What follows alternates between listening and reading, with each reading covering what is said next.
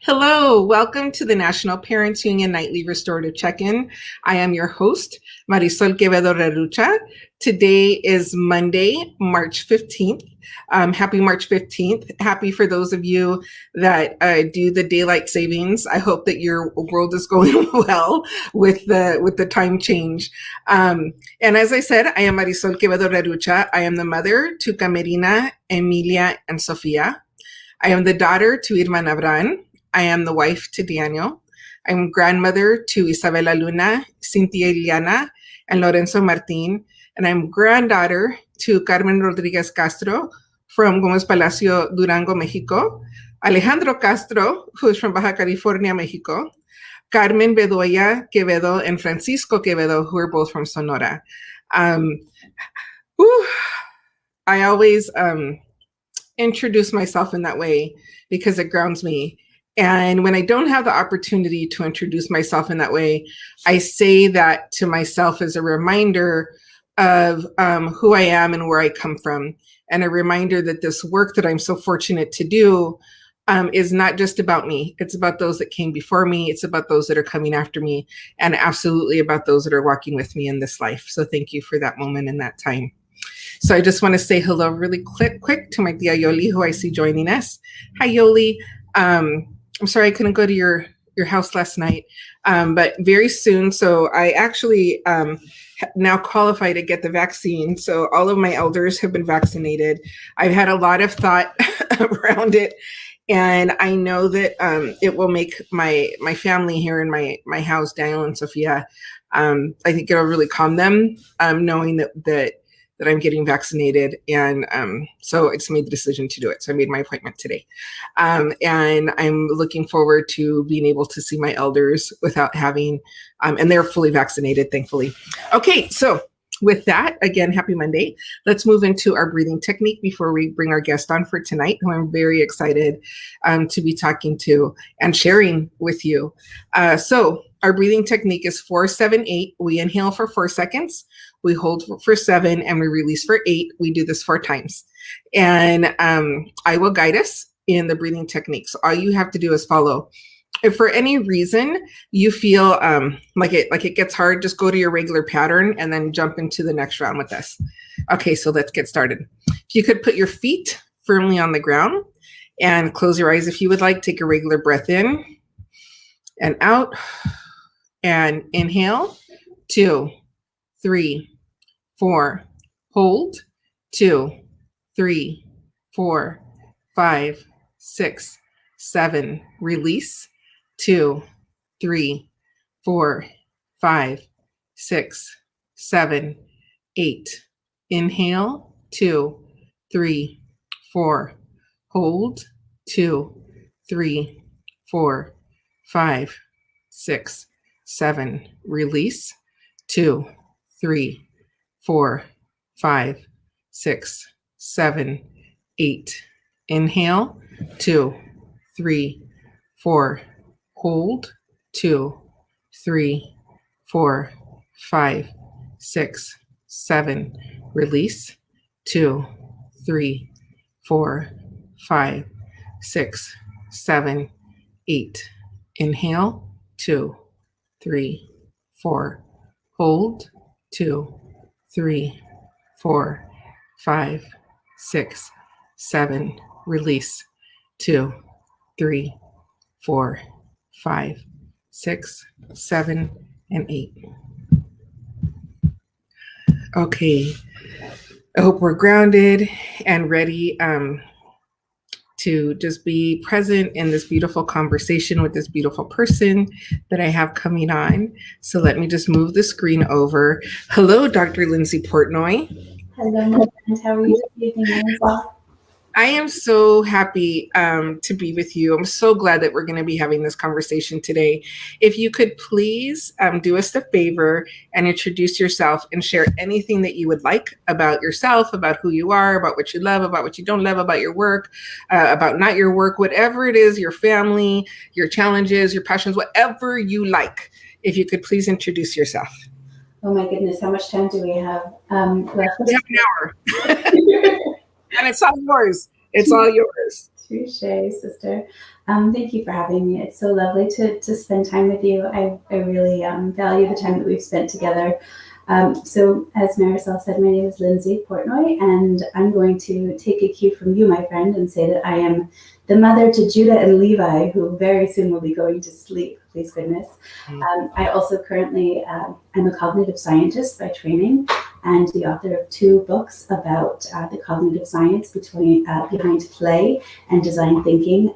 The first book I wrote several years ago was called Design to Learn, and the second one more recently, Game On, Brain On, which is where we had the pleasure to meet and work together, which was quite a gift. Currently, I'm an associate teaching professor at Northeastern University, the co-founder of an ed tech company called Killer Snails, where we made virtual reality and augmented reality innovative and immersive games for kids. I don't know, what can I tell you? I study the science of teaching and learning, and I support the use of design thinking as sort of a user-centered, student-centered approach to designing more equitable spaces for learning. I quite like using games as a tool to engage learners in critical conversations, which is what we do around the dinner table most nights, and how we met with Brain On, Game On. So that's a little bit about me. And I'm feeling so grounded. Thank you for that breathing exercise. I'm feeling so like after the day, it's like the Ides of March, right? And today, thank you. That technique is also it's recommended to do once a day, and also is really good to do if you're struggling to go to sleep, or if you wake up and you're having a hard time going back to sleep. But I really, really recommend that technique at least once a day. So I just want to say hello to Vicki Redmond. Thank you for joining us. Hello, Vicki. Is Vicki one of your people? Nope. Now. Thank you for being with us. Thank you for watching. And so, Lindsay, let's talk a little bit. So you're also on school board. I am. I'm a trustee and now the second year as the president of my local school board here in Somers. I live in Westchester, which is about, an hour north of New York City. And I serve on a board with there are 7 of us total, so myself and 6 other trustees who have been on the board for quite some time, and it's been a very interesting school year. Yes, for everybody in every way. Can you talk a little bit about what it was that drives you, not just in your work, which is really, I think, the thought of like the cognitive science behind play, but that drives you in this service and choosing to serve and continue to serve an educational system, especially during this time, during the pandemic, because everybody has an out, right? You can always resign. But can you just talk about why you have the heart for doing this work? So I think that I started in this work. I ran for board after the election in 2016. I felt very compelled to have a voice. And, I thought that if folks could run for office that maybe didn't have as many qualifications or any qualifications and still be elected, that, maybe if we had people who were doing the work that understood what was foundational and so essential for learning, we might be able to make some positive change. And so I ran and was successful, thanks to the folks in our town who voted for me. And then I just won a re-election last year. And frankly, if I can be honest, Marisol, I live in a beautiful town. I really do. And we have a wonderful administration and incredible teachers. And I'm going to cry because we really have a beautiful community, and we've been so blessed, and we're tremendously privileged to be able to offer. Our school has been open all year. For in-person? For in-person. For K-6, our kids have been able to go to school full-time if they'd like.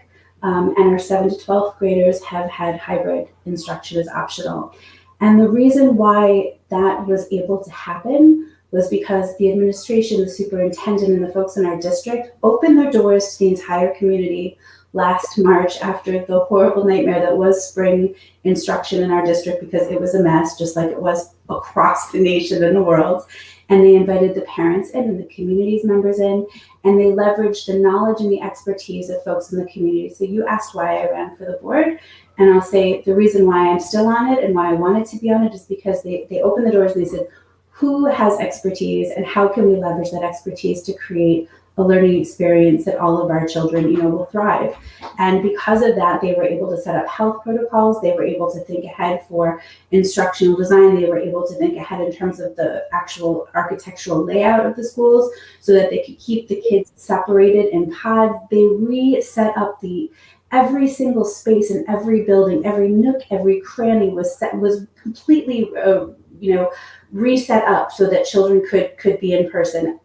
I have to say, I opted to keep my children home for this year. I still keep them home. I feel very strongly that because we have the choice, we should keep them home. But other people very much wanted to have their children in school, and so they made it happen. So that is sort of, I wanted to serve in a community that was open to possibility. And I think that our community is open to possibility. There's a lot of resistance, but there's a lot of resistance everywhere. And I think that in this town, more than many others that I've seen, they really value expertise and they really value the voices of others. And our administrators and our board members are so patient and kind and thoughtful, and they listen to the questions that are asked, and they, I think together we've really grown as a district. So it's been a difficult year, but we really have grown, I think, leaps and bounds together. And I think one of the keys that you said was had to do with listening to the parents and community. So making it possible to have, and I think really like even without the pandemic, like the program, the educational program that your child and your family is what they need, as opposed to, putting on what the status quo was. I'm very interested because I know how much you care about kids, and I know how much you care about social justice. What is your drive behind that? And I think also in with that, like serving on the school board, the work that you do, all of like professionally, everything that you do, you have this, again, like I go back to your heart, like you have this heart for making sure that all of our kids get the high quality education that they deserve. So thank you. That's very generous of you to say. Thank you. Look, I think you said it, right? I mean, we have to really listen, not to respond, but to understand. And I think that I've learned that the hard way, because a lot of times in my life, I've listened to respond and not to understand. So I'm not exactly sure how to answer that question other than to say that what works for my kids in my space is not what works for other people's children in other people's spaces. And so I think what we've learned in the past year is that, and we know education is not one size fits all, and just like our world and the experiences for all of our children are not one size fits all. So when you say, social justice, and I think about words, we talk about equity, and really and truly, it's about making sure that everyone gets what they need and not the same thing. I said that ever since, I was a teacher back a million years ago, and now I say it to my kids, although they're old and they say it to me now. I'm an ally for public education, and I'm also against the sanctioning of schools through standardized assessments. I'm against, all of those racist policies that are just inherently detrimental to our schools and to a solid public education system. In fact, I sort of go head to head regularly with folks in different spaces because I very much believe that every child can succeed, every person can succeed if given the tools and given the opportunity. So tell me about your kids. What grades are they in? So my kids are in 5th and 7th grade, and they're 2 boy children, and they love to play. And I'm very silly, and so they're very silly too. I mean, I'm sure they would have been silly anyway, and I'm certain that my silliness probably embarrasses them most days. And we learn through play, like all people learn through play. But geez, from the time my big one, Judah, was born, we had this game where he liked to tear apart magazines, right? Because who doesn't like to, make a mess and tear things apart? And so we were tearing apart magazines one day, and I started intentionally tearing apart like images from the magazine, and I would, I'd ask him to take 2 of them, and he'd pick 2 random ones, and they were pictures of something like, a bicycle and an ice cream cone or something. And I'd say, okay, let's make up a story. Let's make up a story for what these 2 pictures are. And we would come up with silly stories together about, when mommy put Judah on the bike and we rode to go get an ice cream, and then it fell in our, face, and we had to go back and get another one or whatever. And so we were playful. And so how did we learn? We learned to tell stories. We learned by playing, and even now, we spend a lot of time. So my little one is Levi, and he's in 5th grade. And he and I can spend hours playing this game called Set, which is a really great pattern recognition game. And it's good for concentration. It's a brilliant game. I have a friend who tells me it's like a dissertation waiting to happen. And so we'll sit, the beauty of this year has been we've had so much time together.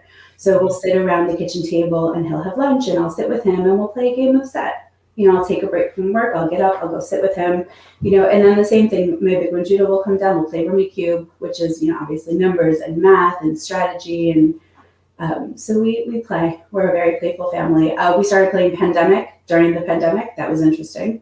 A good game as well. And how does that play and that desire for play, where did that come from? Did it come from your own childhood, or was it a part of your studies? So I was sort of an odd duck as a kid. I was a girl that was a gamer. I loved games, and I had, like Nintendo 64, and I was very into video games.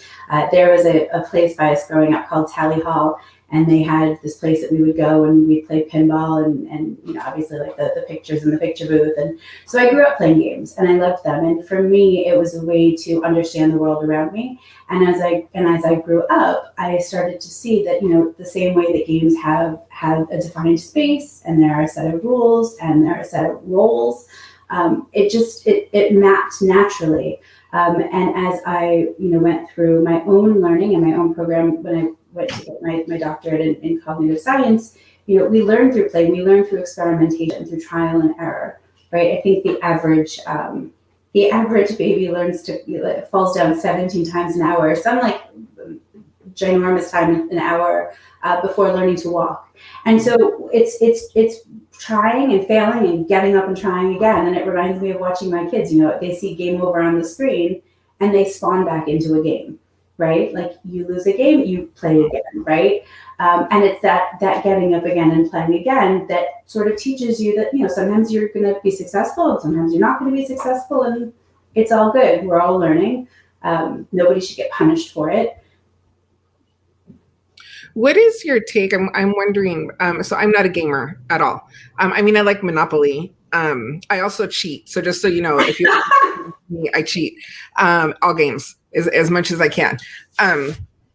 But what is your take on games like the ones that people play where they actually play with each other, like, like serious gamers that have like the gaming seats, and they, they play with people that they know or people that they don't know.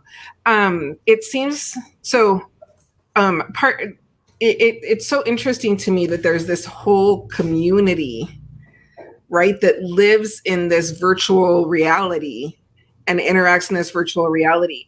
But what is your thinking, just as somebody like this is your thing? So it's funny. I've written several op-eds over the course of the past year, and only a few of them have been accepted, but almost all of them, hands down, have been about the power of play. And one of them I sent, and it was rejected by everybody. And maybe I'll just post it one day on my website. But I want to say it was last June or July. And I remember counting that it had been several hundred days. It had been quite some time at that point that we'd been sort of in lockdown mode. And all of a sudden I heard the sound of, a bunch of boys playing games. And I followed the voices, and it was my kids on a microphone, and all of their friends were playing together, and they were all playing, I don't know if they were playing Fortnite or Rocket League or whatever they were playing, but they were playing together, Minecraft, whatever. And the point is, they were all playing together. They were talking together. And it was interesting, Marisol, because it was the same way that they would play regular times they go to school, they come home, we do homework, they have after school activities, whatever happens. And then when they're done, sometimes we would let them go play online. And it was the same thing. They didn't miss a beat. It was the same comfort. It was the same like camaraderie and the back and forth and like the razzing. So it's a beautiful space, in my opinion. And so, I know that there are a lot of naysayers, and I know that people don't, love the idea that their kids are online all day, and that's fine. I grant you that it's not the perfect panacea for everything.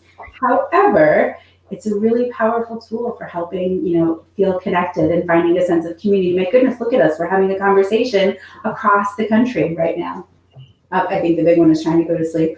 It's loitering in the doorway. It's not going to come in.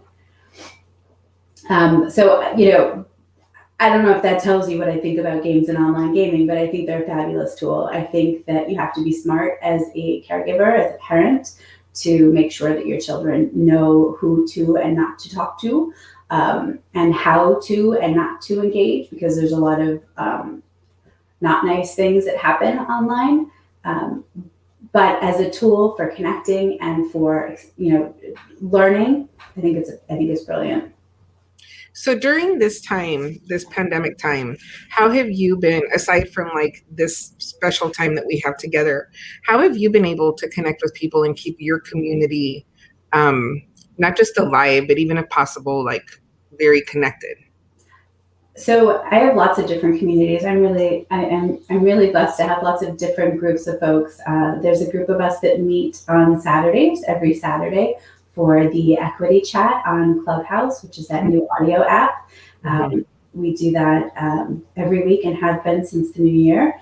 I have open office hours for my doctoral students every Monday, and they know they can come in and they can schmooze with Dr. P, or they can ask questions, or they can vent, or whatever they need. We FaceTime family and friends. I mean, it would be lovely to be in person. And we have all of these incredible tools. I mean, even our virtual reality tools. We have an Oculus Rift, which it's from a couple of years back, and from when we were creating virtual reality tools, it feels you're immersed. You really feel like you're in the space, right? So when you're there with other people, you feel like they're there with you. Not a replacement, but a really solid, viable alternative than getting on a plane and flying across the country.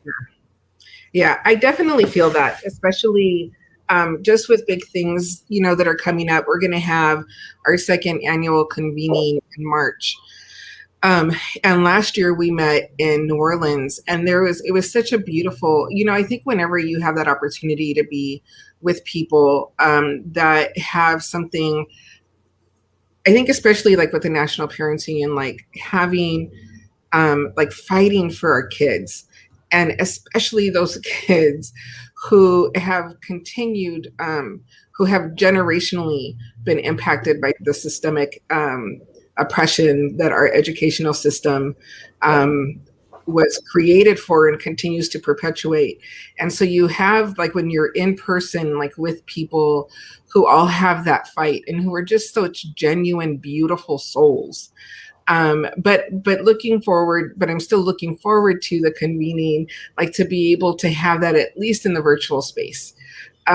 Because like the reality is we can't do it right now, but at least in person, but at least if we have that, like this way of connecting, I think it's just really important. And it works. Yeah. Right? Like it works. Like I can see your face and we can talk, and it's different, right? It's not 100% the same. But we have the ability. And one of the things that I struggled with as a trustee on my board and as a parent is it was really lovely that I had the choice as a mom to say, I'm going to keep my kids here because if I can protect a teacher, I think that that's sort of my job to do. I feel like I can do that. I acknowledge that there's tremendous privilege. I can work from home. I can get up from my desk. I can help my child when he needs help with algebra. I can go and I can make sure that the internet's working. So and we have internet, and so there's tremendous privilege there. And so I acknowledge all of that tremendous privilege, and I acknowledge that with that privilege comes a responsibility to also take care of our whole community, right? So we're talking National Parents Union, and I want to say that parents are the single strongest voice to make any sort of significant change in this country. And that's just the reality, right? Like parents are the folks that vote. parents are the folks that show up to board meetings and raise their voice and make demands, whether it's, you know, to have sports open again, or to have schools open again, or whatever it is. The power of parents coming together, and not even just parents, but the power of community, Yeah. is so understated right now. And it blows my mind how many folks don't show up in ways that they could to advocate for change.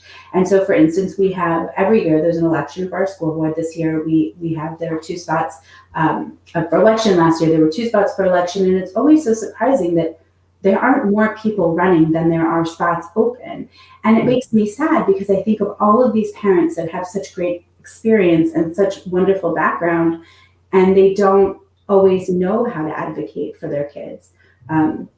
Years ago, we had our kids and raised them until they were in 1st and 3rd grade in New York City.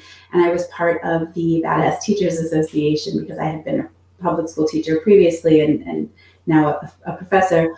And the biggest group of allies that we had, that they grew, were the folks from more than a score, that were demanding and refusing, frankly, to take the state tests, the standardized tests. And they started the whole test refusal movement. And a lot of these folks were just parents that were able to be vocal and active, because there was no fear of a sanction or repercussion, because they didn't work for the system. Does that make sense? Absolutely. So the power of parents to make change. I mean, you're talking about parents fighting for our kids. Parents have so much more power than they even realize. Yeah, and I think that's what's so beautiful about the work that that we're doing, is being able to support parents, and support parents who want to run, you know, who have that inkling that they that they have something, not just to say, but that they have the ability to represent the voice of their community in a way that I think is authentic and absolutely leading with their heart. You talked about, so like, the awareness that you have regarding your privilege, and what I'm wondering is how it is. And so you also talked about being in the equity group in Clubhouse, which is a pretty new app that is, I think, invite only, but you can, once you get in, like, you can follow people, and there's like very live, in the moment conversation. And so you're in this equity chat every Saturday, but where did, like, this development of your awareness around your privilege, can you just talk about that journey? So I grew up in Michigan, and I have a lovely and very well-meaning family. And without getting too into it, I spent a lot of time in my childhood with my grandmothers, and they played a huge role in my life. And my one grandmother, my grandma Olga, was a Holocaust survivor, and she survived Auschwitz. And so I grew up, I mean, so many of my memories of until I was able to just drive away. We're sitting at a kitchen table with her, you know, like eating matzo ball soup and hearing stories of struggle. And so I think I think from her, and from learning from her experience, I saw that you shouldn't take education for granted, and you shouldn't take opportunity for granted, and that you shouldn't take more than you need, and you should always make sure that you are not taking more than you're giving. And so that I got from her. And my other grandmother, also my grandma Florence, also had some, I don't know, she used to take us, she was an artist, and she would take us to downtown Detroit, where she would paint, and she would take us to drum circles. And so we were exposed, I mean, I was exposed at a young age to a lot of different cultures and a lot of different experiences. And I think it just became infused in who I am. I don't know. I don't know if it makes any sense. Well, I mean, I think, so number one, I think having that connection with your grandmothers, like, what a beautiful gift to have that relationship. And I was very fortunate to have both of my grandmothers. My grandfathers had died well before I was born, but to have that relationship. And now I'm fortunate to have that relationship with my grandchildren. Congratulations, by the way. We have another, yes? Yes, we have, there's finally a boy in our family. And I'm looking forward to seeing the impact of the male energy on our family. But and they're all healthy, they're all beautiful. But I think just that in itself, and then having your grandmother, so one who lived through this experience, and I can imagine, like you talked about the lessons that you learned from her about not taking more than what you need and not taking more than you give. And then your other grandmother who seemed very like open to like culture and to different ways of being. But that's still, I think with that, there was some, like they planted the seeds, right? They planted the seeds for you to be self-aware. They planted the seeds for you to care and be compassionate for others. But there's still, like, you still watered those seeds, or you still allowed those seeds to grow and to flourish. I think I've been really lucky that there have been people in my life who've been patient with me and have allowed me to make mistakes and come back from those mistakes. And I think that has been such a gift for me. And I hope to give that to my children. And I would very much like to give that to the world. It's funny. So you asked about the conversation, the Equity Clubhouse conversation, and a dear friend of mine, Amber Coleman Mortley, who's the mom of all Capes, who's just a brilliant scholar. I think the world of her. We were talking, and when Clubhouse, started opening up to more and more folks, and sort of talking about what would it mean, and I like flippantly said something about, is it equity or is it lip service? And she said, oh, we're doing that. I'm claiming that. Let's claim that. So, okay. So every Saturday we started gathering and talking about, are we really doing work for equity, or is it lip service? Is it performative? White people, I'm a white woman action, or is there something deeper? And I think, look, like, I think just making mistakes and saying things that, maybe you screw up and I'm so sorry and help me get better and let's improve, right? I think that's also part of it. It's like showing that vulnerability. And so every week we meet, and every week we talk about these things. We talk about, one of my biggest beefs is in education. We talk about growth mindset and grit and perseverance and just be grittier. And I know a minute ago I said games are great because you can fail and show up and try again. And that's true. And there's like a very strong undertone of bootstrapping with ideas of perseverance and grit, which on the surface are lovely, but you don't really account for the context from which certain people are coming to you every day as an educator or as a parent, right? Like what's going on in the lived experiences. So we have these conversations in Equity Clubhouse about like the distinction between, the beauty of mindset and perseverance and grit, but then also this weirdness of cancel culture, right? This like bizarre juxtaposition of we're willing to cancel people, but at the same time, we want to be open so people can make mistakes and fail forward. So, I mean, we have these hard talks, and look, some people really don't like the things that I say, and that's okay. Tell me why so I can learn and get better. Or, maybe it's because I'm saying the right things that you don't, and that's okay too. But let's push into it. Let's lean into the discomfort. So I have a question for you, because I had recently, I had to, I made the choice to open, to make an invitation to some people who are part of a group that I am a part of, who are white, and to just really open the invitation for their self-reflection, and specifically when working with parents of color, and listening and not centering their whiteness. And one of the things that came back to me was, and it reminded me, I don't know if you saw the Sharon Osbourne clip last week, she's a talk show host, and it was about the royal family. She's really good friends with Pierce Morgan, who anyway, she was talking to the Black woman and telling her, educate me, you tell me how if anything racist was ever said.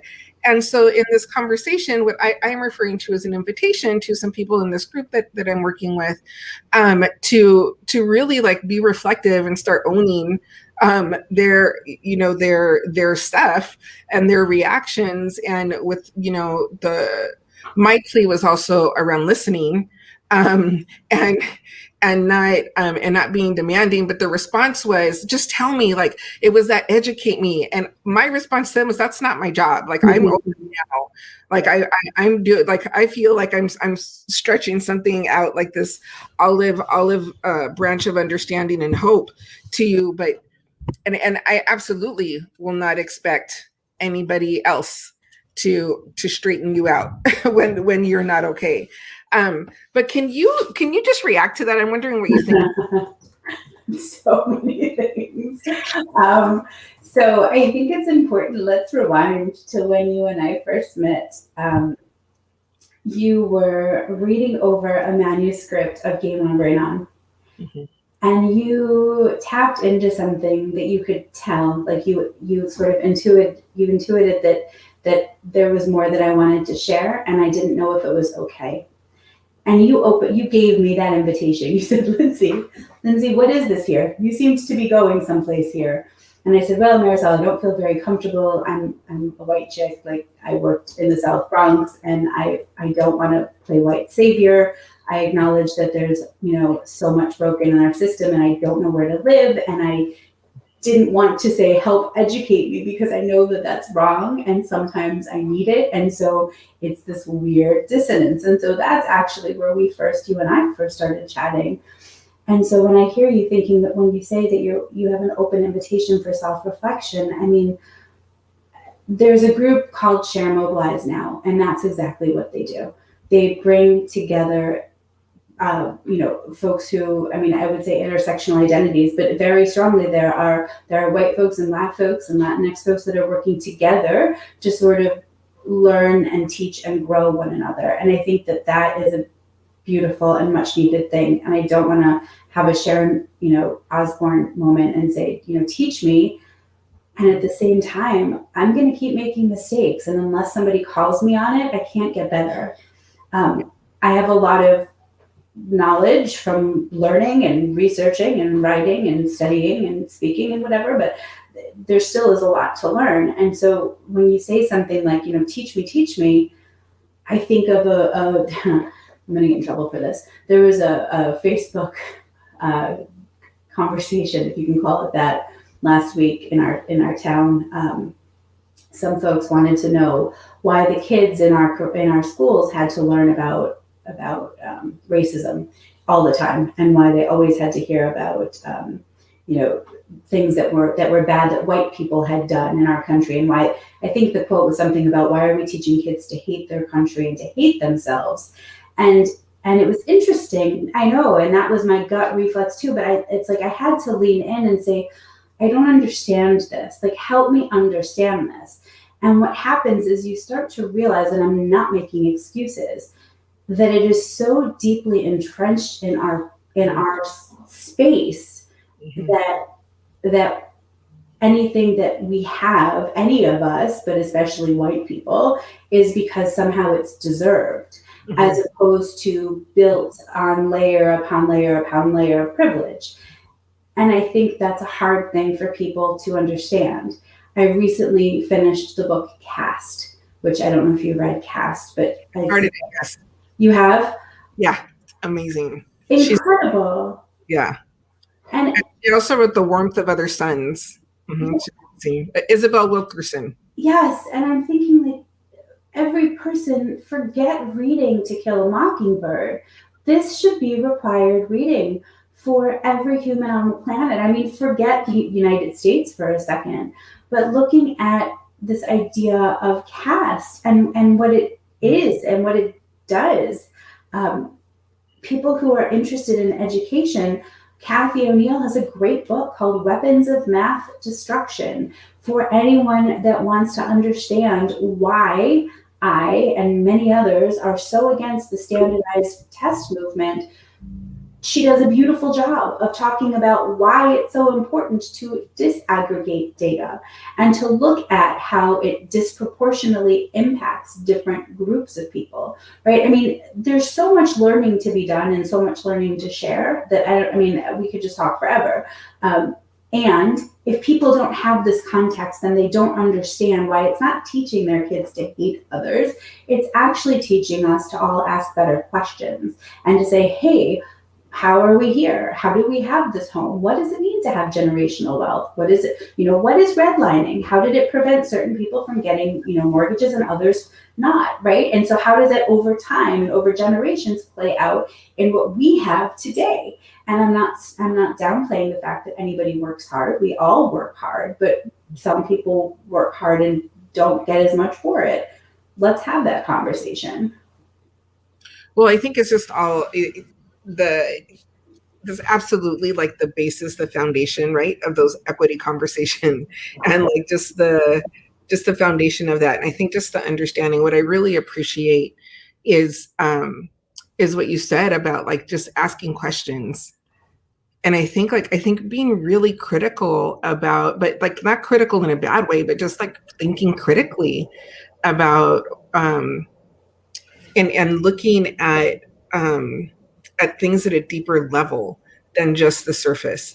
You mentioned that bootstraps, right? The bootstraps analogy. And I really appreciated something that I had heard rather recently about but I don't even have boots. So there are people that don't have boots. So, okay, like it's really great to pull yourself up by your bootstraps, but when you don't even have the boot, which is it's a different level of understanding. The other, but I really want to get into, because you keep bringing up this notion of failure, and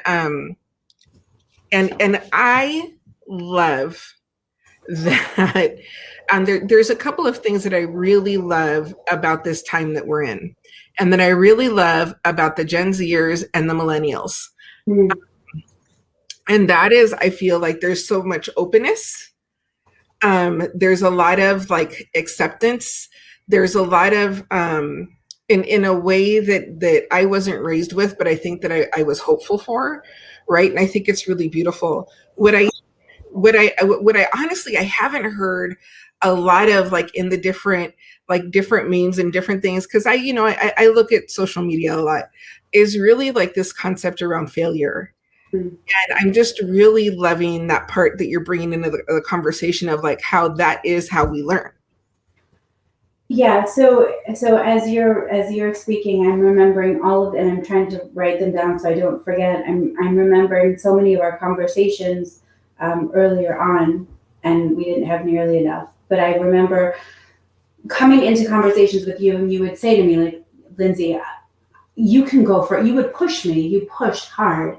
And I leaned into it, and even saying, look, I can point to literature. You want me to hear, like, you want a peer review journal article? I've got 1,000 of them, right?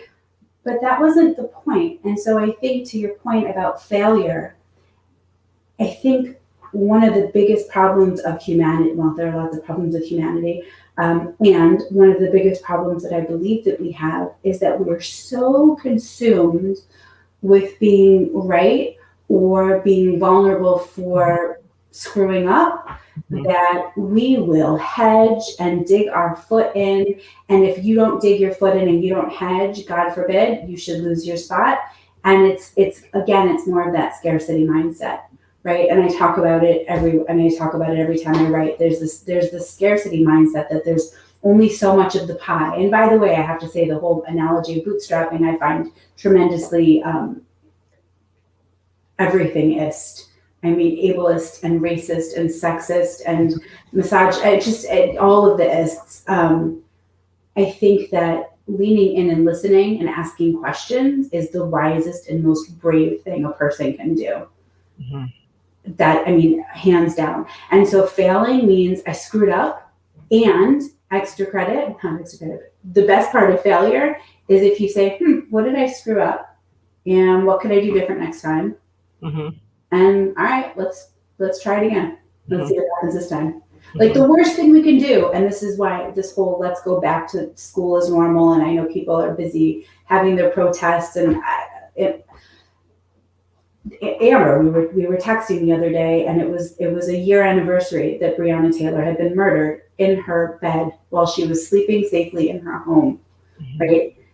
And people had the audacity, and she called this out. She was like, people have the audacity to be marching to demand that they open schools, not for Breonna. Nobody was marching for Breonna Taylor. The parents were marching to open the schools.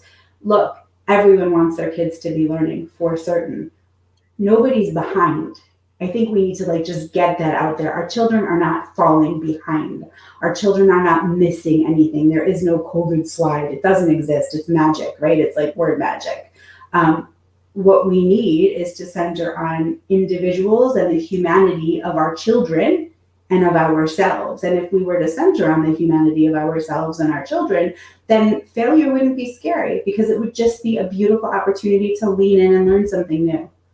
Right? Like, oh, you screwed up. Sweet. Tell me what I did wrong. Don't throw out the baby in the bathwater. Take the baby out of the bathwater and stick the bathwater under a microscope and see what sort of stuff is swimming around. Because there might be good stuff swimming around and there might be bad stuff swimming around, but you shouldn't just throw it all out. Like, let's see what worked. Some of school works great. A lot of school does not work great. A lot of it doesn't work great. And throwing our kids in the class is not going to fix it. Sorry. I think that like a lot of the protests, at least that I've heard of, it was really also coming from a place of what we were talking about earlier, of those disparities, the inequity that already exists. And I think that continued the concern over like the continued lack of listening to Black and Brown parents, and parents with kids with special needs, and parents who may be low income, like the continued engagement, like intentional disengagement with parents and community around what it is that their kids need. And I think that like looking at that with that same lens regarding Breonna Taylor and her loss of like the loss of life, it's a different thing, but this I think that care and that push, the way that we march in streets, we know that our Black sons are the ones that are most likely to go into prison. Our Black children are the ones that are most likely to be killed by police. And we see education as that way to disrupt all of that exists. And so I don't necessarily see those, I don't see them as opposing things.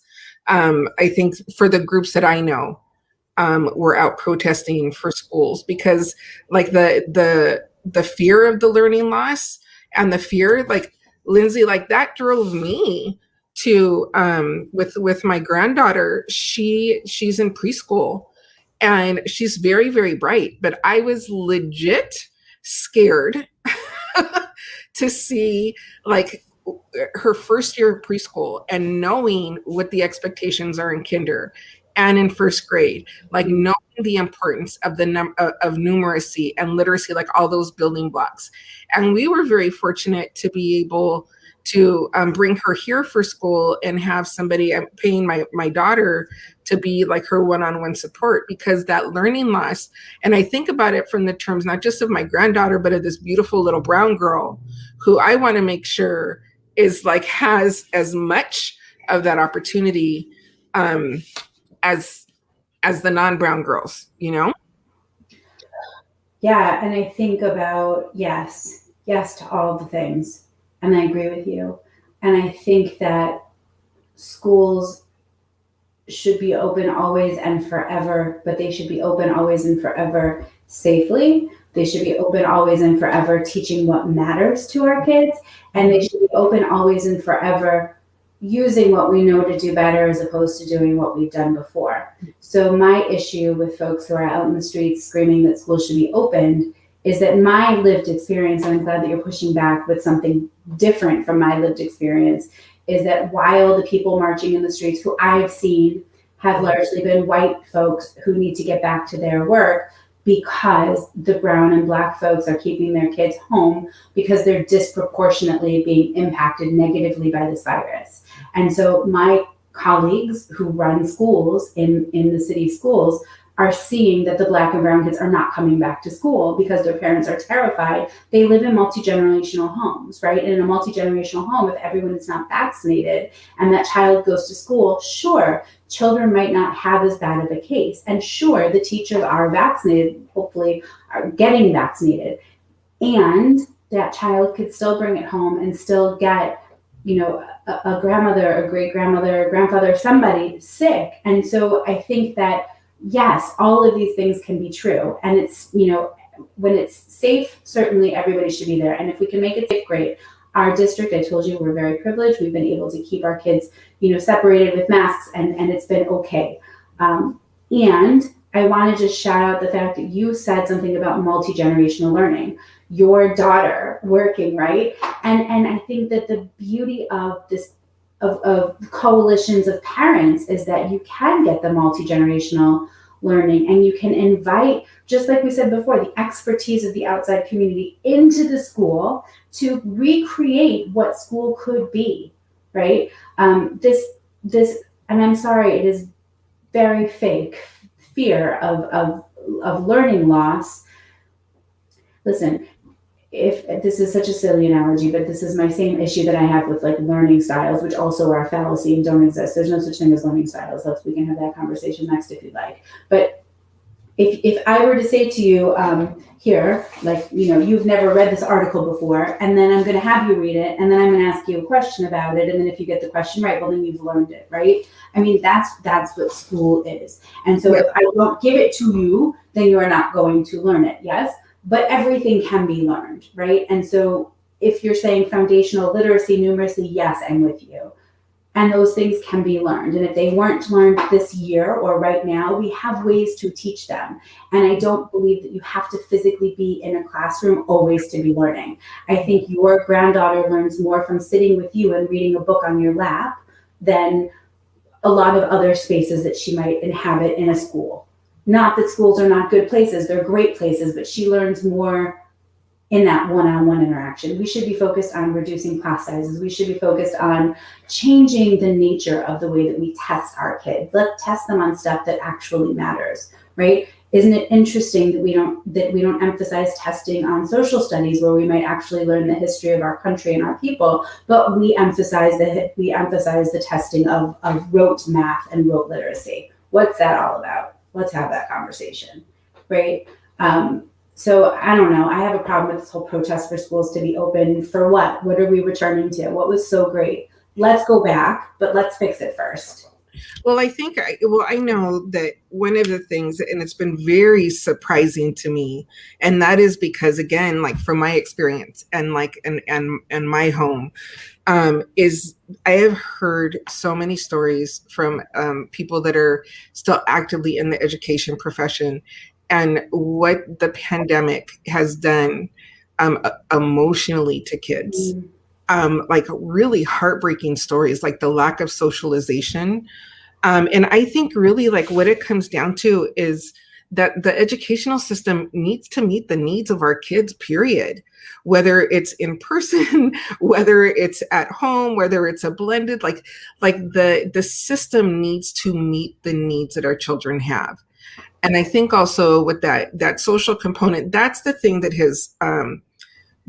has switched me to really being more supportive of people that are like banging down the doors to get schools open, is because I've heard multiple stories of the impact that it's had on kids' mental and emotional health. And my situation, my home, like it's very, my daughter is starting to miss the socialization, but for the most part, she's good. So I'm not seeing that. Like this little brown girl is not going back to school when schools are opening in April. She's already told us, she's like, nope, like that is not. And I think I also wanted to just say, like, I think some of the issues and the distrust between Black communities and brown communities and the system, specifically Black communities, regarding like why we're keeping our kids home. It's not just because we're living intergenerationally, it's because like there's not trust. There's not trust around the vaccine. Like there's not trust that our kids, that their best interests and their safety and their needs are being thought of. justified. I would say that that's 100% justified. Yeah. I mean, I can't imagine any way to say that that's not a warranted fear, right? I mean, there was just an article in NPR, I want to say, or a story a couple weeks ago, about the very children who actually don't want to go back to school. And the article specifically was about a Black child that was like, I don't have anxiety being, going to school when I'm learning at home. So again, I don't think that remote learning is a magical panacea for everybody, but anybody that thinks that going back is a panacea is ignoring the fact that it was not a panacea for a lot of kids in the first place. Yeah. So instead of taking the opportunity to shove our kids back into schools, why don't we say, this seems to be working for some kids. Maybe it remains an option for some kids. What does that look like? How do we build community that way? Well, and I think that's the other big piece is like really getting the input on making it work, because I'm hearing some schools like they're opening for like 2.5, 3 hours. And that is not necessarily conducive to family needs at all. And so there's just, I think the bottom line is that parent and family community voices have got to be in like really, really considered and in that mix where decisions are being made in a very meaningful way. Like people, educators, decision makers, policymakers, they need to listen, open those doors and really listen to what it is parents and community are saying, are saying like what their kids need. I think that a lot of people are really, we as humans, I'm putting myself in this bucket, it's easier to point a finger than to lift a finger, right? And I mean that, right? Like it's much harder to be on a school board and listen to people in the community say things that I don't agree with, but still advocate for them because I represent them and because they're our community and it's what they want, right? I don't have my kids in school. I struggle with that. I find it really not okay. Everybody else wants their kids in school and our schools are able to make it safe. Please let us work together to make that happen. It's not what Lindsay wants. Yeah. It's what my community wants. And I acknowledge that. And I serve my community. Like that is so important to me. Your children's needs while meeting your family's needs. Marisol, I have, please goodness, again, another op-ed that I hope to goodness is published because I think it's very good. Everyone's very worried about this lack of socialization. And my question is, I mean, yes, the grown-ups are suffering. I think social emotionally, the grown-ups are suffering. But what has changed in this time? We are centering on those magical social emotional things that just magically appeared right now. All of a sudden, we're meeting kids where they are. We're being flexible with how we deliver instruction and when we deliver instruction. We're being flexible with assignments. I get emails, Dr. Portnoy, I'm going to be a little late, but you're a human. Turn it in, please. Turn it in. And you need an extra day or 3 or 4? Amazing. You're a human. Do what you need to do in your time and your space. I honor and respect you. You have things going on. We're doing that now. We were talking to our kids the other day, a couple weeks ago, when somebody had asked me to write something and I did. And I was talking to my kids. I said, how do you feel about going back to school? And my big one goes, I'm really going to miss seeing Dad. And I was like, oh my goodness, it gutted me that he was waking up before they were awake to go to work and coming home right before it was time for them to go to sleep and saw them for a minute. And most of our interactions were I'm just going to be completely transparent, were not joyful. We were schlepping from one thing to the other. Who needs to do this? The homework, was it done? Was it not done? At the end of the day, they're exhausted. They're holding all of the anxiety from having to move from class to class to class, to be told to sit down, to do this, to do the other thing. And again, I started by saying we have a lovely community. We do. Yet these small people very seldom have a voice. And so now they're home and they want to have a voice, and I'm yelling at them to do their homework. I'm talking about pre-COVID. Now they do their homework during the day. It's so much more comfortable and flexible. They see their father, right? We play games over lunch. There's so much beauty that has come of this, and I acknowledge that there's privilege, right? I know it. I know it. One of my really dear friends was telling me about a seventh grade boy at her school, which is in Chula Vista, so very in a lower socioeconomic area. It's a charter school, and they went to because he wasn't showing up to class online.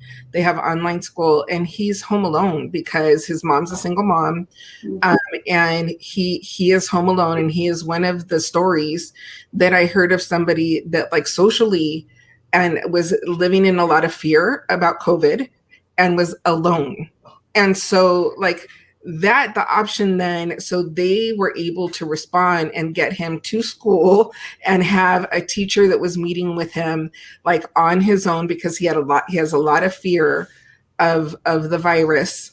But that's, so I think that that's part of the difference, is that there are absolutely, you know, when you talked about your kids having anxiety, my daughter has anxiety, and which is why she's really been okay not being at school right now, because the social anxiety stuff for her, but she's ready to be around people, but she's still, anyway. But that is very real for our communities, is that, you know, like the being at home is not the beautiful and, like you said, privileged situation that you have for some of our kids. And so very fortunately, you know, this child that I just shared with you has his family made has an option of this charter school that's able to meet his needs. And so I think just like the bottom line is we need to have like the system just needs to respond to our kids' needs. But that's equity. To me, Yeah. that is such a perfect example of what is equitable. Equitable means what is right for the individual, not for everybody. Equality is everybody opens the schools and everybody, the floodgates open, everyone goes back. Yeah. Equity says, I have privilege and I can be here with my kids. I'm going to stay here with them. Somebody in our town who's a first responder, who's on the front lines, who's working in a hospital that needs to send their child because otherwise the child's by themselves, or if it's a child who's highly social and needs that social interaction. Yep. You know, the kids that are thriving in this time are the kids typically who have anxiety that I've seen. Yeah. And you know, the bullying stuff that has quieted. Yeah. I don't miss hearing about, you know, the active shooter drills. I don't miss hearing about those. You know? Absolutely. Lindsay, our time is up. Oh, goodness. It flew by. So thank you so much for coming on. Thank you so much. Thank you. Spend time. It was. Thank you. So everybody, we will see you on Wednesday at 5 p.m. Pacific, 8 p.m. Eastern. Have a great night. Please know that you are loved and cared for always. Good night.